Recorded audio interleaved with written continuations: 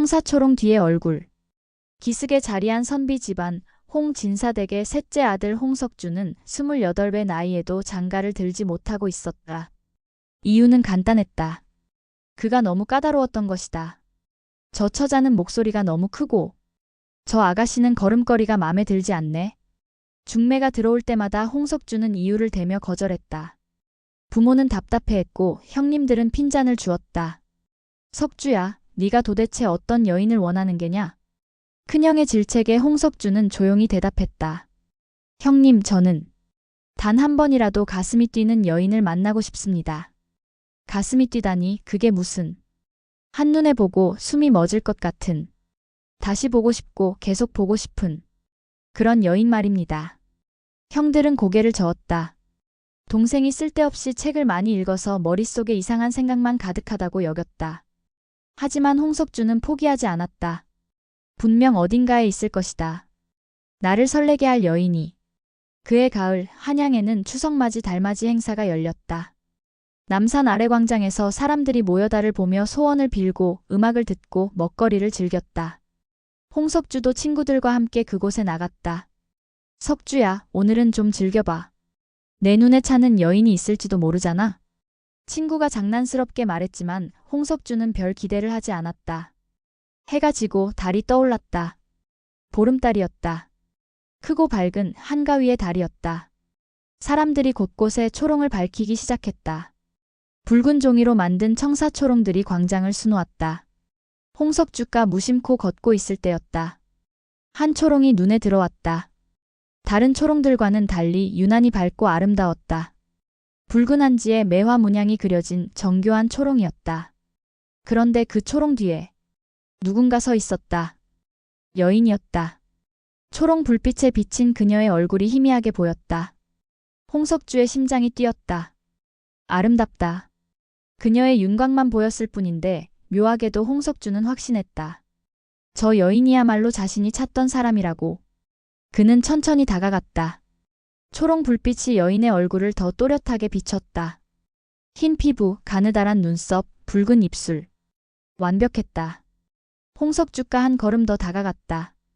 그런데 이상했다. 가까이 갈수록 여인의 얼굴이 흐려지는 것 같았다. 처음 멀리서 봤을 때는 또렷했는데 이제는 뭔가 안개가 낀 것처럼 희미했다. 눈이 잘못 본 건가? 홍석주가 눈을 비비고 다시 봤다. 여인은 여전히 거기 서 있었다. 하지만 얼굴의 윤곽이 명확하지 않았다. 마치 물에 비친 달처럼 흔들리고 번지는 것 같았다. 저기. 홍석주가 말을 걸려는 순간 여인이 몸을 돌렸다. 그리고 군중 속으로 사라졌다. 잠깐.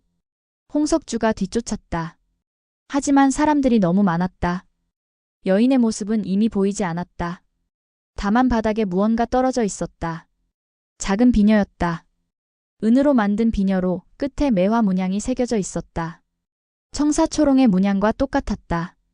이건 그 여인의 것인가? 홍석주는 비녀를 주워 품에 넣었다. 그리고 주위를 둘러봤지만 여인은 어디에도 없었다. 그날 밤부터 홍석주는 그 여인을 잊을 수가 없었다. 청사초롱 뒤의 얼굴. 희미했지만 아름다웠던 그 얼굴. 대체 누구였을까? 그는 매일 같은 장소를 찾아갔다. 혹시 그 여인이 다시 나타날까 해서였다. 하지만 여인은 보이지 않았다. 일주일이 지났다. 홍석주는 점점 초췌해졌다. 밥도 제대로 먹지 않고 잠도 못 잤다. 석주야, 네가 왜 그러니? 어머니가 걱정스럽게 물었다. 괜찮습니다, 어머니. 무슨 일 있느냐? 어디 아프냐? 아닙니다. 그저 생각할 일이 있을 뿐입니다. 홍석주는 비녀를 꺼내 들여다봤다. 매화 문양이 달빛에 반짝였다. 이 비녀의 주인을 찾아야 한다. 하지만 어떻게? 한양에는 수많은 여인들이 있는데 어떻게 그 한 명을 찾는다는 말인가? 그때 친구 하나가 찾아왔다. 석주야, 들었느냐? 남산 아래 새로운 찻집이 생겼다는데? 찻집? 그래. 매화루라고 하더라. 주인이 여자인데 젊고 아름답다는 소문이야. 홍석주의 눈빛이 변했다. 매화루라고? 왜? 가보고 싶어? 당장 가자. 매화루는 남산 중턱에 자리한 작은 찻집이었다. 2층 한옥으로 주변에 매화나무가 심어져 있었다. 비록 가을이라 꽃은 피지 않았지만 나무들이 운치 있게 배치되어 있었다. 홍석주가 찻집 문을 열고 들어갔다. 안은 조용했다. 몇몇 손님들이 차를 마시며 책을 읽거나 이야기를 나누고 있었다. 어서 오세요. 여인의 목소리가 들렸다. 홍석주가 고개를 들었다. 그리고 숨이 멎었다. 그 여인이었다. 청사초롱 뒤에 서 있던 바로 그 여인이었다. 저기. 홍석주가 말을 더듬었다. 여인이 고개를 갸우뚱했다. 손님 괜찮으세요? 아닙니다. 차 한 잔 주시겠습니까? 물론이죠. 이쪽으로 앉으세요. 여인이 홍석주를 창가 자리로 안내했다. 홍석주는 여인을 몰래 관찰했다. 분명 그 여인이 맞았다. 목소리도 걸음걸이도 분위기도 똑같았다. 하지만 얼굴이 이상했다. 가까이서 보는데도 명확하게 보이지 않았다. 윤곽은 보였다. 하얀 피부, 가느다란 눈썹, 붉은 입술. 하지만 마치 초점이 맞지 않는 것처럼 뭔가 흐릿했다. 이게 대체 어떻게 된 일이지? 홍석주가 눈을 가늘게 뜨고 자세히 봤다. 그래도 마찬가지였다. 여인의 얼굴은 희미했다. 손님, 차 나왔습니다. 여인이 차를 내려놓으며 미소 지었다. 홍석주는 심호흡을 하고 물었다. 실례지만 낭자의 성함을 여쭤봐도 되겠습니까? 저요? 여인이 잠시 망설이다가 대답했다. 매화라고 합니다. 매화. 아름다운 이름이십니다. 감사합니다. 혹시 지난주 한가위 행사에 나가셨습니까? 매화의 표정이 미묘하게 변했다. 어떻게 아셨어요? 저도 그곳에 있었습니다. 그리고 홍석주가 품에서 비녀를 꺼냈다. 이것을 주우셨습니다. 낭자의 것이 맞습니까? 매화의 눈이 커졌다. 제 비녀. 그녀가 비녀를 받아들었다. 그리고 한참을 들여다봤다. 감사합니다. 잃어버린 줄 알았어요. 다행입니다. 홍석주가 미소 지으려는 순간 이상한 일이 벌어졌다. 매화의 얼굴이 더 흐려진 것이다. 아까보다 더 심하게 거의 윤곽만 남을 정도로. 홍석주는 깜짝 놀라 눈을 비볐다. 낭자 혹시 손님 괜찮으세요? 얼굴이 창백하신데. 아니, 제가 이상한 걸 여쭤봐도 되겠습니까? 무엇인지요? 홍석주가 조심스럽게 물었다. 낭자의 얼굴이 왜 이렇게 흐릿하게 보이는 겁니까? 순간 찻집 안이 조용해졌다. 매화가 굳은 표정으로 홍석주를 바라봤다.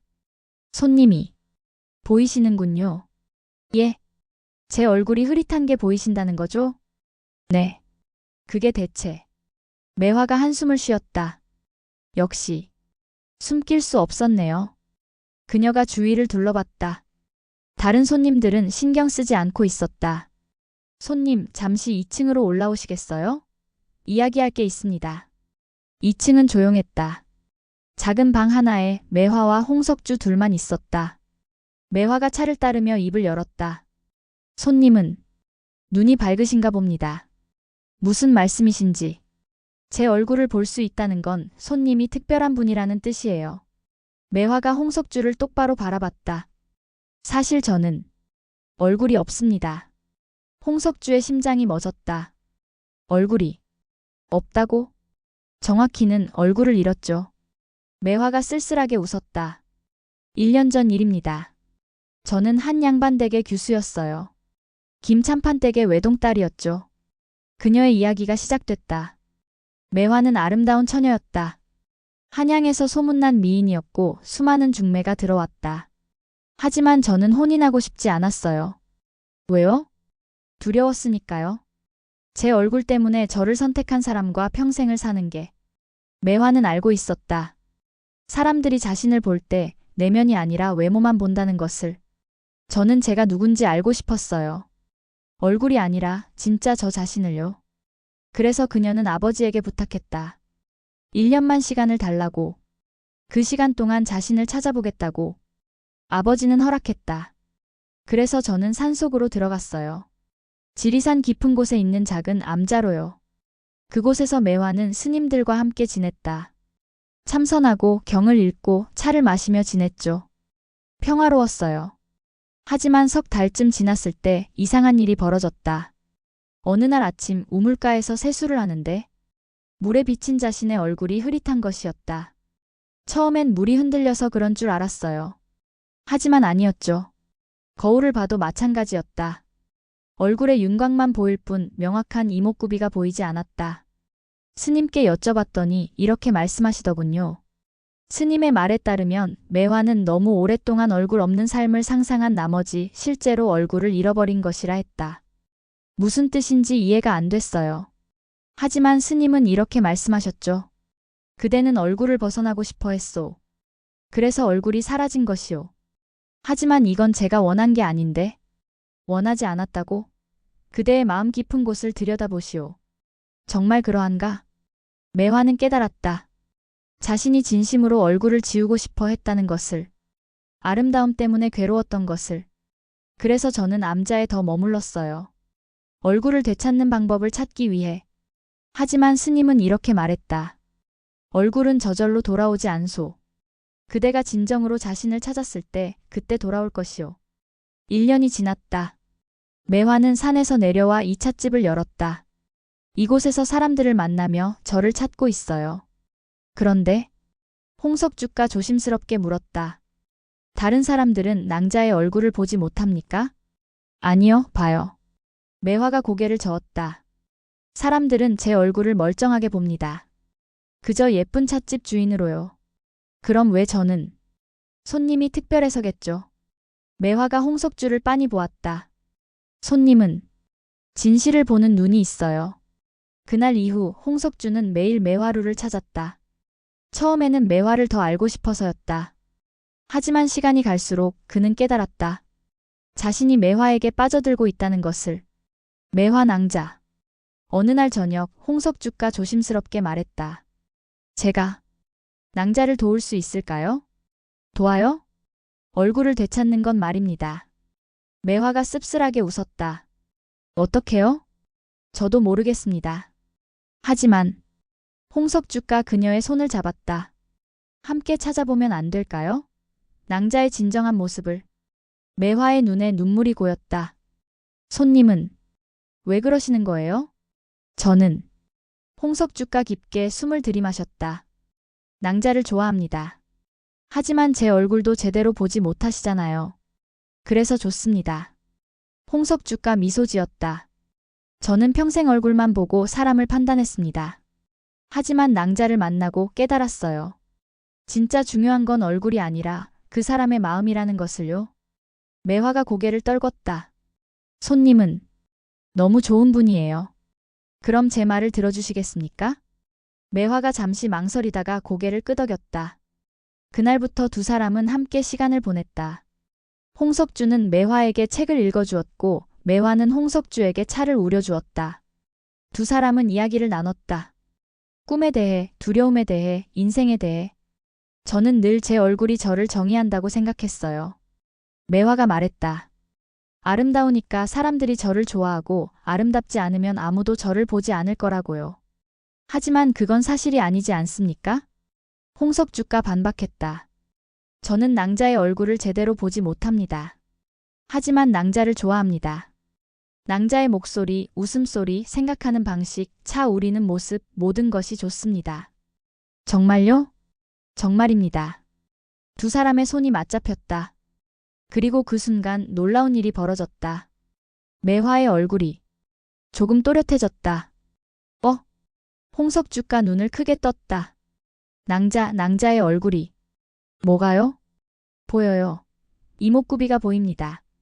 매화가 급히 옆에 있던 찻주전자의 표면을 들여다봤다. 희미하게 비친 자신의 얼굴. 확실히 아까보다 더 선명했다. 이게 어떻게? 제 생각엔. 홍석주가 조심스럽게 말했다. 누군가 낭자를 진심으로 봐주니까 낭자의 얼굴이 돌아오는 게 아닐까요? 매화가 그를 바라봤다. 손님이 저를 봐주셨기 때문에. 그리고 아마도 낭자 스스로도 자신을 받아들이기 시작해서가 아닐까요? 매화는 가만히 생각했다. 맞았다. 산에서 돌아온 뒤 그녀는 변했다. 예전처럼 자신의 얼굴을 저주하지 않았다. 오히려 편안하게 받아들이기 시작했다. 그래, 이게 나야. 얼굴이 있든 없든 이게 바로 나. 그렇게 생각하니 마음이 한결 가벼워졌다. 손님. 매화가 홍석주를 보았다. 감사합니다. 아닙니다. 저야말로. 홍석주가 그녀의 손을 꼭 쥐었다. 낭자 덕분에 제가 배웠습니다. 진정한 아름다움이 무엇인지. 그로부터 한 달이 지났다. 매화의 얼굴은 점점 또렷해졌다. 처음에는 눈이 보이더니 다음엔 코가, 그 다음엔 입이 명확해졌다. 하지만 완전히 돌아오지는 않았다. 여전히 약간의 흐릿함이 남아 있었다. 왜 완전히 돌아오지 않는 걸까요? 매화가 고민하며 물었다. 홍석주는 생각에 잠겼다가 말했다. 혹시 아직 낭자가 해결하지 못한 무언가가 있는 게 아닐까요? 해결하지 못한 것? 네. 과거에 대한 어떤 미련이나 두려움이나. 매화가 깊이 생각했다. 그리고 깨달았다. 아버지. 예. 저는 아버지께 아직 아무 말씀도 드리지 못했어요. 매화는 1년 전 집을 나온 뒤 아버지와 연락하지 않았다. 아버지는 제가 어디 있는지도 모르실 거예요. 그럼 찾아뵙겠습니다. 매화가 결심했다. 그리고 말씀드려야겠어요. 제가 누구인지 무엇을 원하는지. 사흘 후 매화는 아버지를 찾아갔다. 김찬판 댁은 여전히 크고 웅장했다. 하지만 매화는 더 이상 그곳에 압도당하지 않았다. 아버지.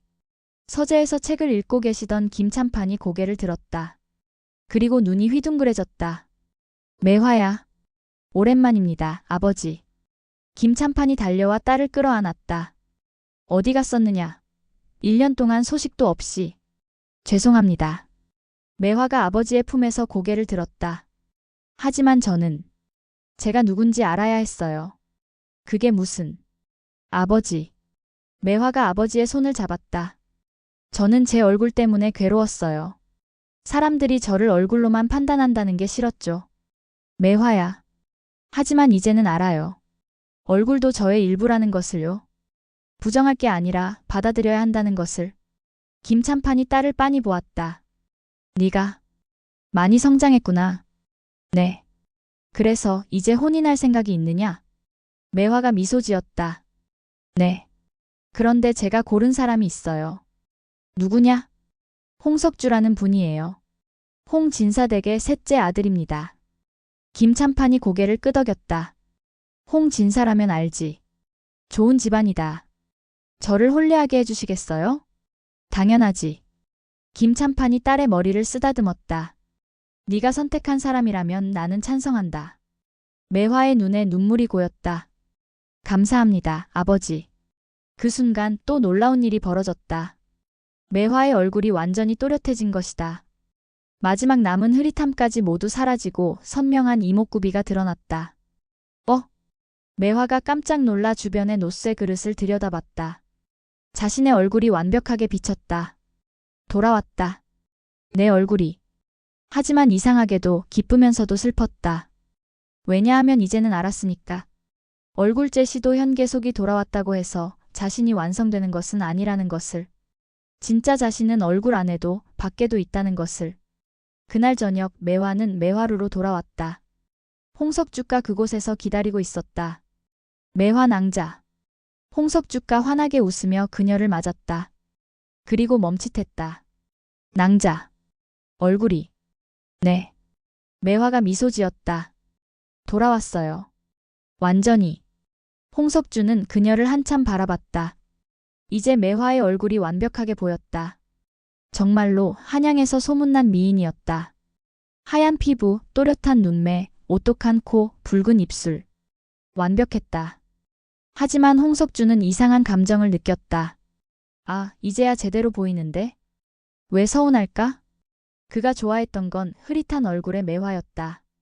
불완전하지만 그래서 더 진실했던 그녀였다. 석주 나으리. 매화가 그의 손을 잡았다. 실망하셨나요? 예. 아니, 전혀요. 거짓말. 매화가 장난스럽게 웃었다. 나으리는 제 얼굴이 흐릿할 때가 더 좋으셨죠? 홍석주가 어색하게 웃었다. 그게. 아니, 그런 게 아니라. 괜찮아요. 매화가 그의 뺨에 손을 갖다 댔다. 저도 그래요. 예, 저도. 제 얼굴이 없을 때가 더 편했어요. 역설적이지만요. 매화가 창밖을 바라봤다. 얼굴이 없으니까 사람들이 진짜 저를 봐줬어요. 나으리처럼요. 하지만 이제는 다시 사람들이 제 얼굴만 볼 거예요. 매화의 목소리가 조금 떨렸다. 그게 두렵긴 해요. 홍석주가 그녀를 안았다. 걱정 마십시오. 예, 제가 있잖습니까? 저는 낭자의 얼굴이 아니라 낭자를 보겠습니다. 평생. 매화의 눈에 눈물이 고였다. 약속하시겠어요? 약속합니다. 두 사람은 그렇게 한참을 안고 있었다. 2달 후 혼례가 치러졌다. 성대한 잔치였다. 두 집안 모두 명문가였기에 한양의 양반들이 모두 모였다. 신부 매화가 가마에서 내렸다. 사람들이 탄성을 질렀다. 정말 아름답군. 저런 미인을 어디서 봤겠나? 매화는 미소 지었다. 하지만 속으로는 씁쓸했다. 역시 사람들은 내 얼굴만 보는구나. 하지만 그때 홍석주가 다가왔다. 그가 매화의 손을 잡고 속삭였다. 긴장하지 마십시오. 저는 낭자를 보고 있습니다. 매화가 고개를 들어 그를 바라봤다. 홍석주의 눈빛은 진심이었다. 그는 정말로 자신을 보고 있었다. 얼굴이 아니라 자신 자체를. 그래. 이 사람은 다르다. 매화는 다시 미소 지었다. 이번엔 진심으로. 혼례가 끝나고 신혼의 밤이 찾아왔다. 방 안에는 촛불만이 타오르고 있었다. 매화가 홍석주에게 물었다. 나으리. 예. 제 얼굴. 정말 안 보이시는 거예요? 홍석주가 웃었다. 보입니다. 이제는 완벽하제요. 그럼. 하지만 제가 보는 건 얼굴만이 아닙니다. 홍석주가 매화의 손을 잡았다. 낭자의 목소리, 걸음걸이, 생각하는 방식, 차 우리는 모습, 책 읽는 습관, 웃는 소리. 모든 것을 봅니다. 그게 바로 저예요? 그렇습니다. 그게 바로 낭자입니다. 매화가 홍석주를 꼭 안았다. 감사해요. 저를 찾게 해주셔서. 저야말로 감사합니다. 낭자를 만나게 해주셔서. 두 사람은 입을 맞췄다. 그리고 그 순간 매화는 느꼈다.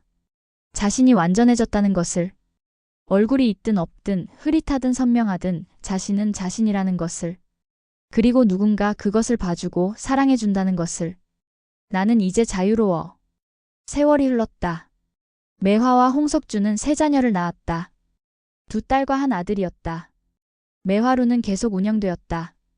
이제는 홍석주도 함께 일했고 한양에서 가장 유명한 찻집이 되었다. 어느 날 큰딸이 어머니에게 물었다. 어머니, 사람들이 어머니가 한양에서 제일 아름답다고 하던데 사실이에요? 매화가 빗질을 하며 웃었다. 글쎄, 그런가 보구나. 자랑스러우시겠어요?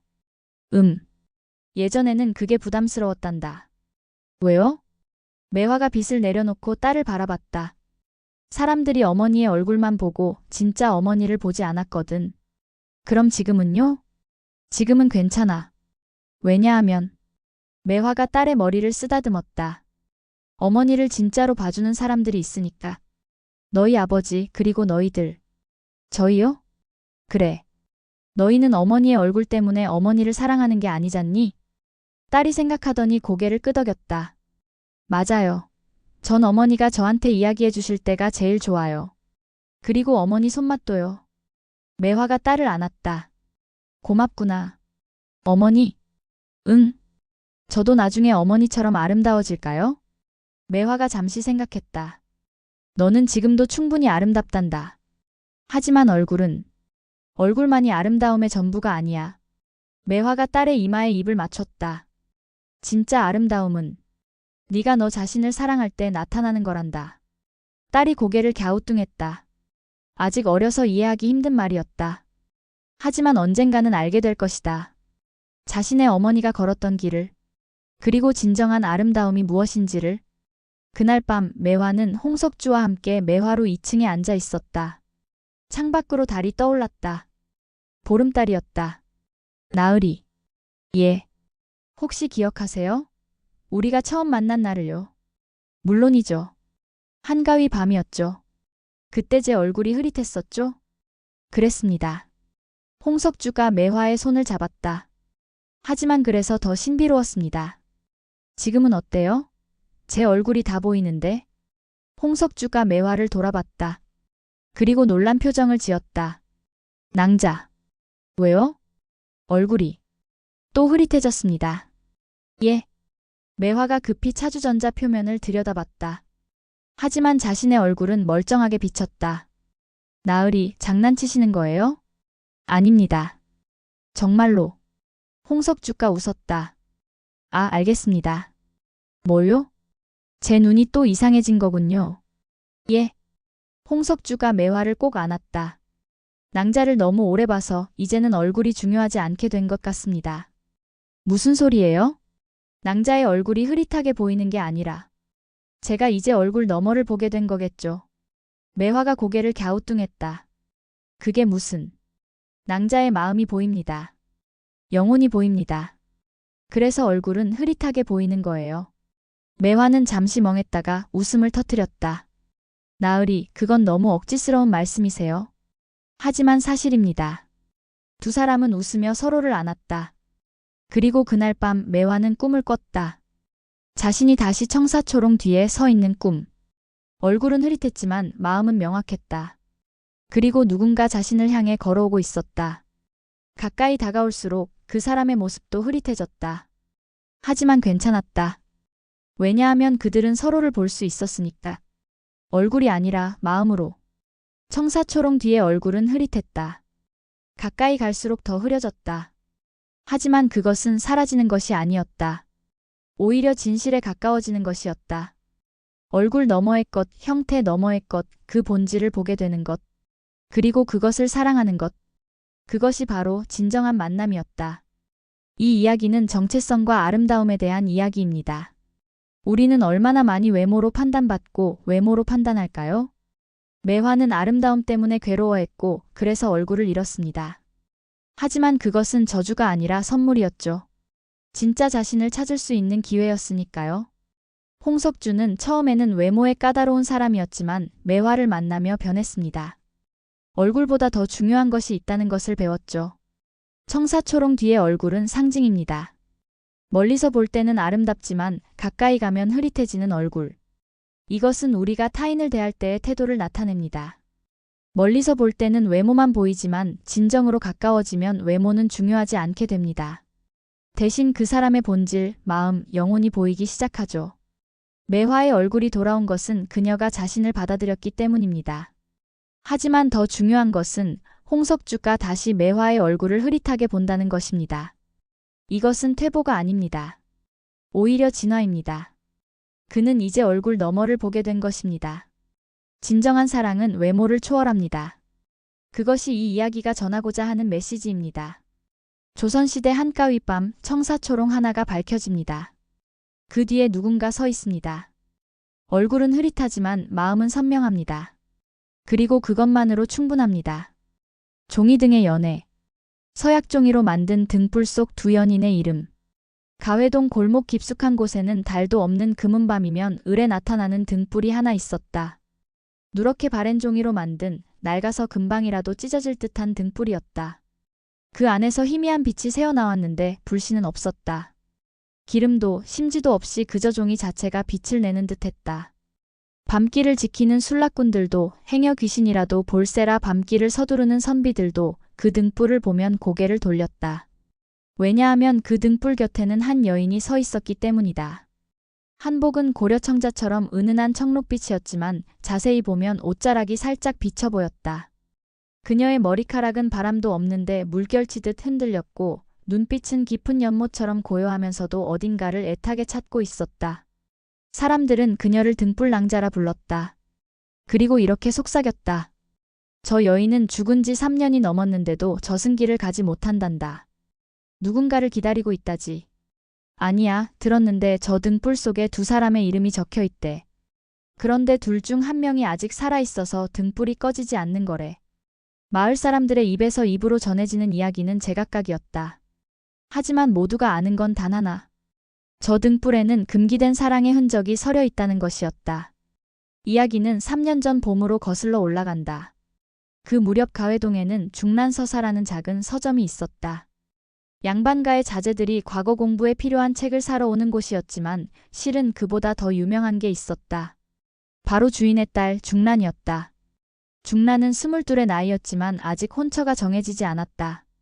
아버지가 늙고 어머니가 일찍 세상을 떠나는 바람에 그녀가 서점을 이어받아 꾸려나가고 있었다.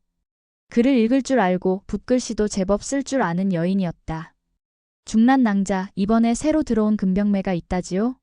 하나 보여주시겠소? 이 책은 양반 나리께서 보시기엔 좀 외람된 내용이라. 아이고, 숨길 것 없소. 나도 사네요. 궁금한 게 어디 있어? 중란은 미소를 지으며 책을 내밀지 않았다. 대신 다른 책을 권했다. 손님들은 중란의 이런 태도를 좋아했다. 야하다는 소문이 돌아도 그녀는 결코 노골적으로 행동하지 않았다. 그저 은근하게 웃고 적당히 거리를 두며 때로는 책 속 구절을 인용해 손님을 놀리기도 했다. 그런 중란에게 어느 날 묘한 손님이 찾아왔다. 춘향전 있습니까? 목소리는 낮고 차분했다. 중란이 고개를 들자 그녀의 시선이 멈췄다. 검은 도포를 입은 사내였다. 갓을 눌렀었지만 갓 아래로 드러난 이마는 깨끗했고 눈매는 날카로우면서도 어딘가 슬픈 기운이 서려 있었다. 나이는 30 안팎으로 보였고 손에는 먹물 자국이 묻어 있었다. 춘향전이라면 여기 있습니다만. 중란은 책을 꺼내 건넸다. 그런데 사내는 책을 받는 대신 중란의 손을 가만히 바라보았다. 손이 참 고우시군요. 순간 중란의 얼굴이 붉어졌다. 조선의 양반가 규수라면 이런 말을 들으면 화를 내거나 자리를 피하는 게 당연했다. 하지만 중란은 오히려 사내의 얼굴을 똑바로 바라보았다. 나리께서도 손이 고우시네요. 글 쓰는 분이십니까? 맞습니다. 사내는 잠시 망설이더니 책값을 치르고 돌아섰다. 그런데 그가 서점 문을 나서려는 순간 중란이 불렀다. 나리, 다음에 또 오실 건가요? 사내가 뒤를 돌아보았다. 중란은 여전히 미소를 지으며 서 있었다. 사내는 대답 대신 고개를 끄덕이고는 사라졌다. 그날 밤 중란은 잠을 이루지 못했다. 아버지가 코를 골며 자는 방 옆 자기 방에 누워서도 계속 그 사내의 얼굴이 떠올랐다. 날카로우면서도 슬픈 눈빛, 먹물이 묻은 손, 그리고 조심스럽게 책을 받아든 모습. 사흘 뒤 사내가 다시 찾아왔다. 이번에는 책을 사러 온 게 아니었다. 손에 작은 보자기를 들고 있었다.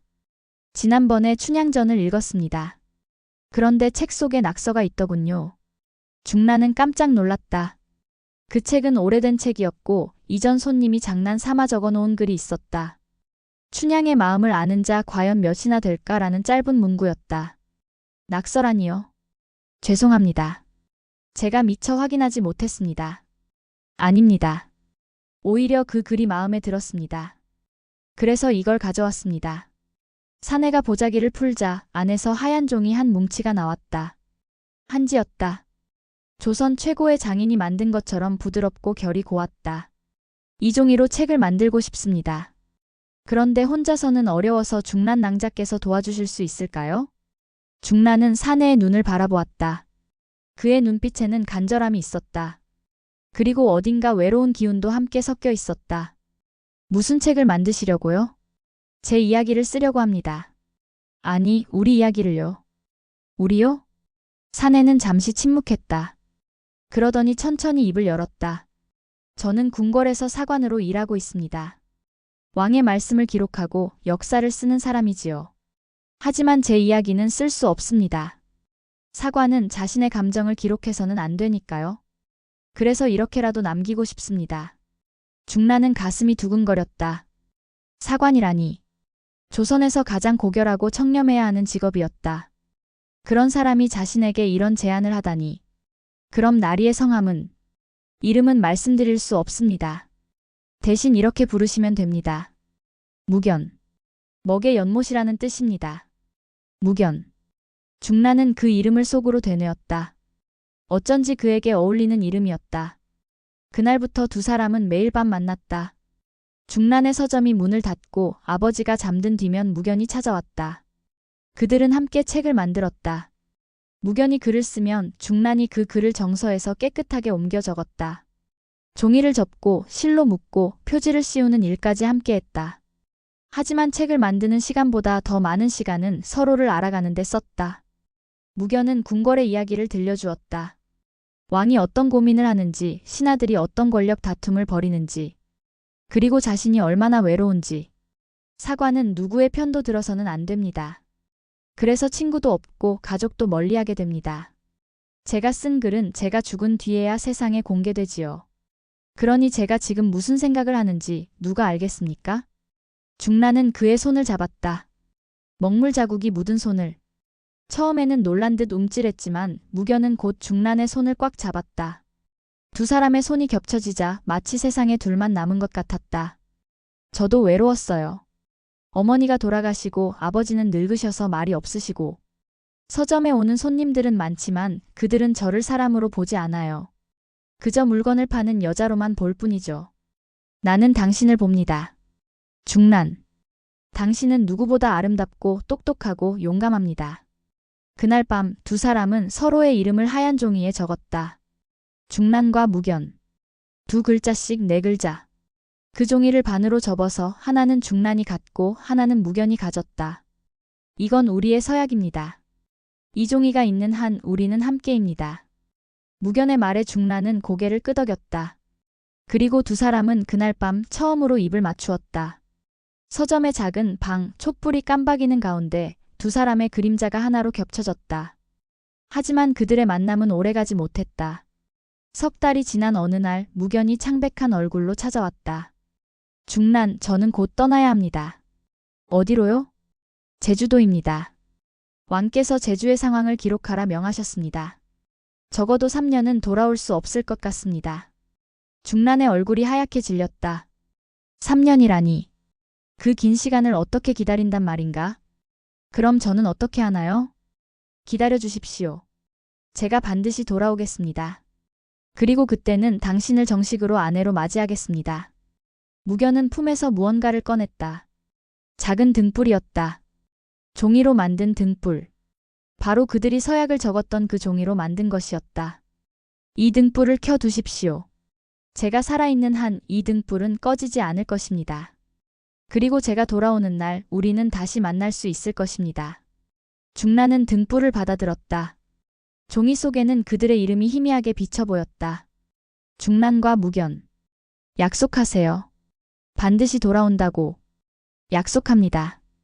두 사람은 마지막 밤을 함께 보냈다.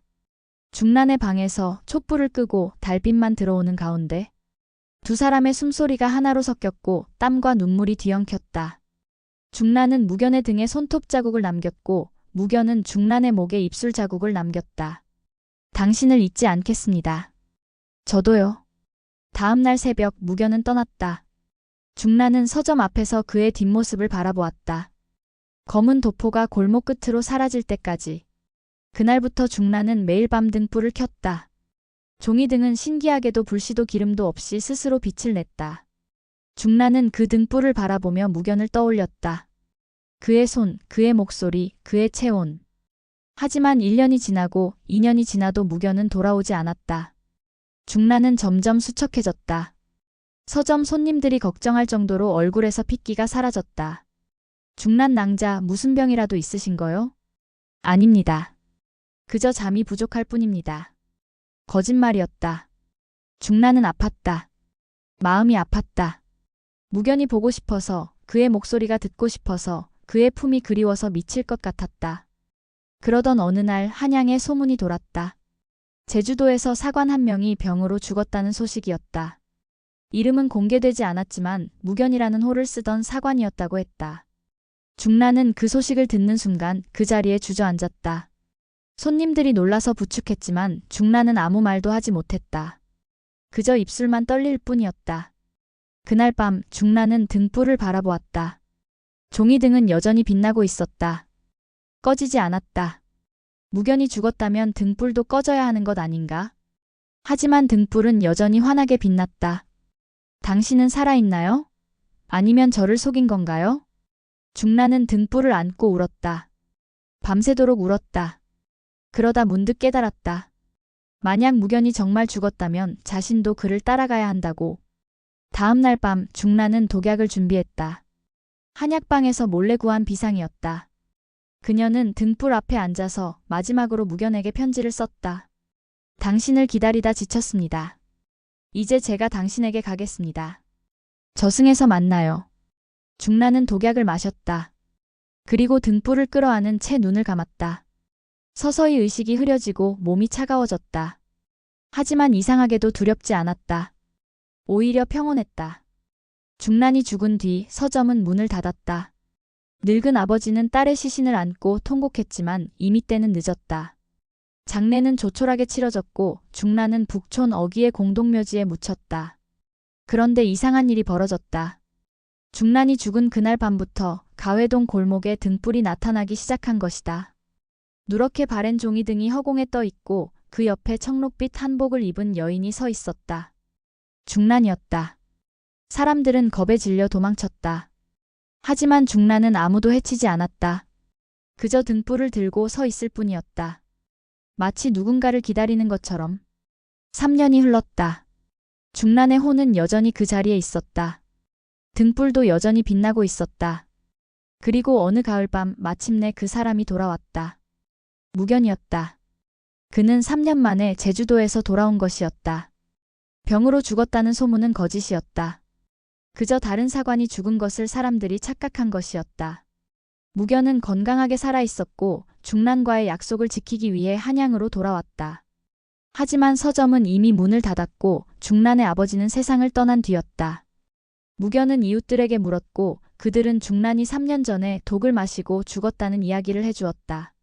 근황자는 매일 밤 등불을 켜고 누군가를 기다렸다고 합니다. 그러다 어느 날 갑자기 죽었지요. 죽을 때도 그 등불을 끌어안고 있었다고 하더군요. 무견은 그 자리에서 무너졌다. 가슴이 찢어지는 것 같았다. 자신이 약속을 지키려 했는데 중란은 이미 세상을 떠난 것이었다. 그날 밤 무견은 가회동 골목을 걷다가 그 등불을 보았다. 그리고 등불 옆에 서 있는 중란의 모습을. 중란. 무견이 달려갔다. 하지만 중란은 대답하지 않았다. 그저 등불을 들고 서 있을 뿐이었다. 무견이 손을 뻗어 중란을 잡으려 하자 그녀의 몸이 연기처럼 흩어졌다. 중란. 나야. 무견이야. 하지만 중란의 혼은 대답하지 않았다. 그녀는 등불만 바라보고 있었다. 무견은 그제야 깨달았다. 중란의 혼은 자신을 기억하지 못하는 것이었다. 3년이라는 시간 동안 혼자 기다리다가 너무 외로워서 기억마저 잃어버린 것이었다. 무견은 등불을 바라보았다. 종이 속에는 여전히 두 사람의 이름이 적혀 있었다. 중란과 무견. 무견은 품에서 자신이 가지고 있던 서약서를 꺼냈다. 중란과 함께 반으로 나눈 그 종이. 중란, 이걸 봐. 우리의 약속이야. 나는 돌아왔어. 늦었지만 나는 약속을 지켰어. 무견은 서약서를 등불 가까이 가져갔다. 그러자 신기한 일이 벌어졌다. 등불이 더 밝게 빛나기 시작했고 중란의 모습이 조금씩 선명해졌다. 그녀의 눈빛에 생기가 돌아왔고 입술이 조금씩 움직였다. 무견. 중란. 두 사람은 서로를 바라보았다. 무견은 중란을 끌어안으려 했지만 그녀의 몸은 여전히 만져지지 않았다. 그저 차가운 바람만 느껴질 뿐이었다. 미안해. 내가 너무 늦었어. 아니에요. 당신은 약속을 지켰어요. 그걸로 충분해요. 중란은 미소를 지었다. 3년 만에 처음으로 짓는 미소였다. 하지만 그 미소는 슬펐다. 이미 그들은 같은 세상에 있지 않았기 때문이다. 나도 따라갈게. 당신이 있는 곳으로. 무견은 허리춤에서 칼을 꺼냈다. 사관들이 호신용으로 차고 다니는 작은 칼이었다. 하지만 중란이 손을 저었다. 안 돼요. 당신은 살아야 해요. 왜? 당신 없이 어떻게 살아? 당신은 사관이잖아요. 역사를 기록하는 사람. 당신이 죽으면 우리의 이야기는 누가 기록해요? 무견은 칼을 내려놓았다. 중란의 말이 맞았다. 자신이 죽으면 그들의 사랑은 아무도 모르는 채 사라질 것이었다. 그럼 어떻게 해야 해? 이 등불을 가지고 가세요. 그리고 우리의 이야기를 써주세요. 사관으로서가 아니라 한 남자로서. 그러면 언젠가 누군가는 우리를 기억할 거예요. 무견은 고개를 끄덕였다. 그리고 등불을 받아들었다. 그 순간 중란의 모습이 희미해지기 시작했다. 중란. 사랑해요, 무견. 다음 생에 만나요. 중란의 목소리가 바람에 실려 사라졌다. 그리고 그녀의 모습도 연기처럼 흩어졌다. 무견은 등불만 들고 그 자리에 서 있었다. 등불은 여전히 빛나고 있었지만 이제 더 이상 중란의 모습은 보이지 않았다. 무견은 그날 밤 서점이 있던 자리로 돌아갔다. 그리고 밤새도록 글을 썼다. 중란과의 만남, 그들의 사랑, 그리고 이별. 모든 것을 종이에 적었다. 먹물이 마르면 또 썼고 손이 아프면 잠시 쉬었다가 다시 썼다. 새벽이 되어서야 글이 완성되었다. 무견은 그 글을 등불 속에 넣었다. 그러자 등불이 한번 크게 빛나더니 조용히 꺼졌다. 무견은 알았다. 등불이 꺼진 건 중란이 드디어 저승으로 떠났다는 뜻이었다. 더 이상 이승의 미련이 없어진 것이다. 무견은 등불을 품에 안고 울었다. 밤새도록 울었다. 그 뒤로 무견은 다시 궁궐로 돌아가지 않았다. 사관의 직책을 내려놓고 한양을 떠났다. 그는 전국을 떠돌며 사람들에게 이야기를 들려주는 야담꾼이 되었다. 그리고 언제나 가장 마지막에는 중란과의 이야기를 들려주었다. 옛날 한양 북촌에 아름다운 서점 낭자가 살았습니다. 그녀는 한 사관을 사랑했지요. 두 사람은 종이에 서약을 맺었고 그 종이로 등불을 만들었습니다. 하지만 사관이 멀리 떠나는 바람에 낭자는 혼자 기다리다 세상을 떠났습니다. 그녀의 혼은 3년 동안 등불을 들고 사관을 기다렸지요. 그리고 마침내 사관이 돌아왔을 때 그들은 다시 만날 수 있었습니다. 비록 한 사람은 산 자이고 한 사람은 죽은 자였지만 그들의 사랑은 결코 끊어지지 않았습니다. 사람들은 무견의 이야기를 들으며 눈물을 흘렸다. 어떤 이는 사랑의 안타까움에 울었고 어떤 이는 중란의 기다림에 울었다. 그리고 어떤 이는 무견이 중란을 잊지 않고 평생 이야기를 들려주는 모습에 감동했다.